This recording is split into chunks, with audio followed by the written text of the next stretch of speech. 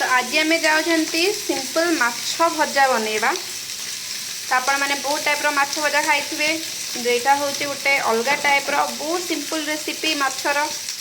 तो चलतु आज आम बनइबा माछ भजा। तो माछ भजा बनवाई ये मुझे बहुत सिंपल रेसिपी नहीं किसी भी अधिक जिनस ना जोड़ा आपण मैंने घरे पाथे घर माने घरे सब बेले आवेलेबल रोथ से जिनस गुड़ी ही मुझे। तो देखिए थोड़े लंका गुंड अच्छी किसी हल्दी गुंड जी माछपाई दरकार से मुझे लुण भी नहीं जाइए अदा रसुण पेस्ट आ ये हूँ गोटे मसला गुंड स्पेशल मसला गुंड। तो युड़ी को लेकिन आम बनवा माछ भजा। तो मुझे ये अदा रसुण पेस्ट नहीं जाऊे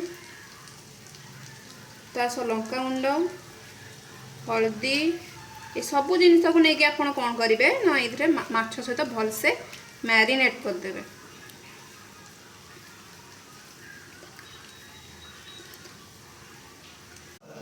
तो मु बर्तमान माछ गुड़ी को भल भाव में मैरिनेट करके 10 मिनट रखीदे 10-15 मिनट आप चाहिए घंटाटे पर्यंत रखिपारे।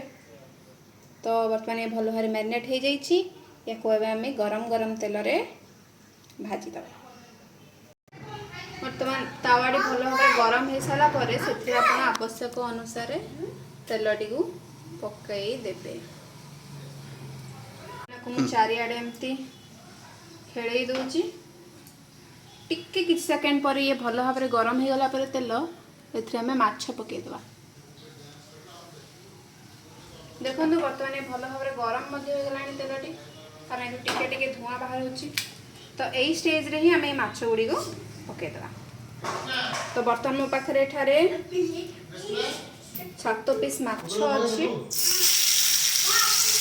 हाई फ्लेम रे माछ गुड़ी पकईदे।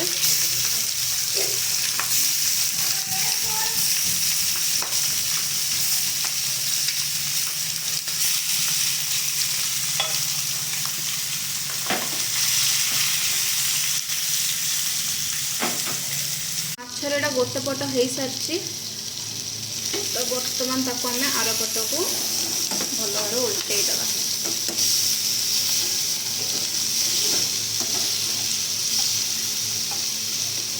यदि आपको टिके तेल कम लगुए आपड़ ये बर्तमान फेज टिके तेल पकई पारे। तो मत टिके तेल कम लगुच तो मुझे टिके तेल जस्ट ऐड करदेवी। तापर मीडियम फ्लेम रे ताको आउ 5-10 मिनट आप रखीदे। देखिए तार आर पटटी आपको क्रिस्पी क्रिस्पी है परिका देखा बाहर करदे। तो बर्तमान देखिपारे माछ भजा गुड़िक बिल्कुल भल भाव चारिआडू से भाजी हो गला।